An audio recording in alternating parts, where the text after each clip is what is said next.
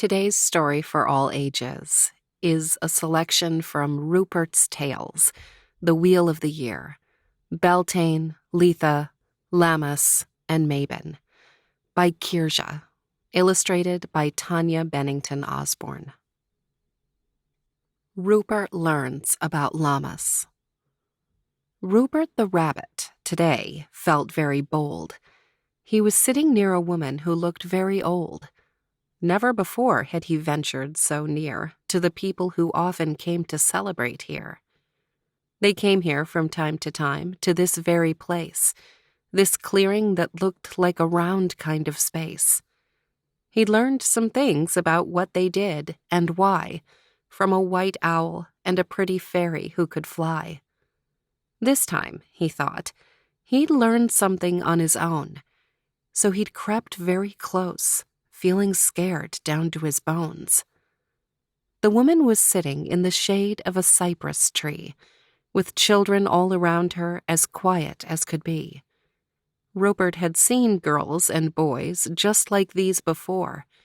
They had all been playing and making noise galore. But here they were, gathered all together, 3 girls and 2 boys, sitting still, not twitching or twisting or making any noise. The old woman had a long braid of hair that was gray, and Rupert was eager to learn what she had to say. There were many wrinkles around her kind eyes. He'd heard people call her a crone and say she was wise. "Lammas is a time for many things," she began. "You can celebrate however you want. Oh, yes, you can.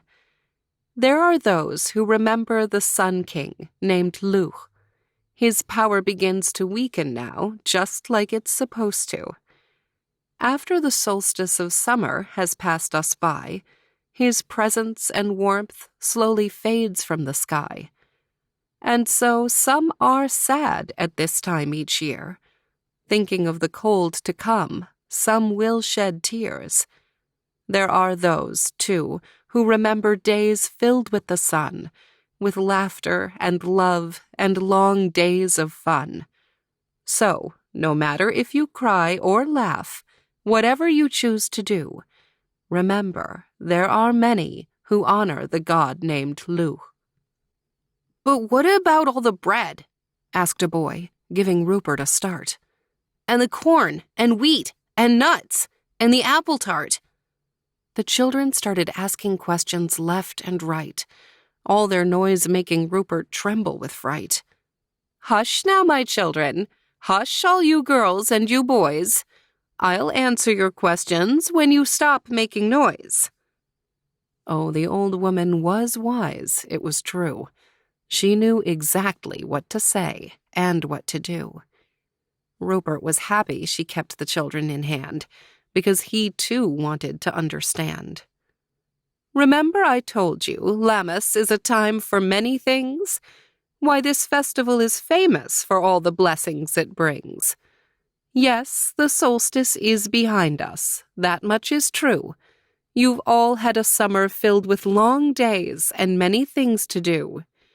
And now that autumn is coming, with its fingers of cold, the days have begun to shorten as the year starts to turn old. This is a time of harvest," the old woman continued to explain. "A time to gather the fruits, the nuts, and all of the grain." "But what about the corn?"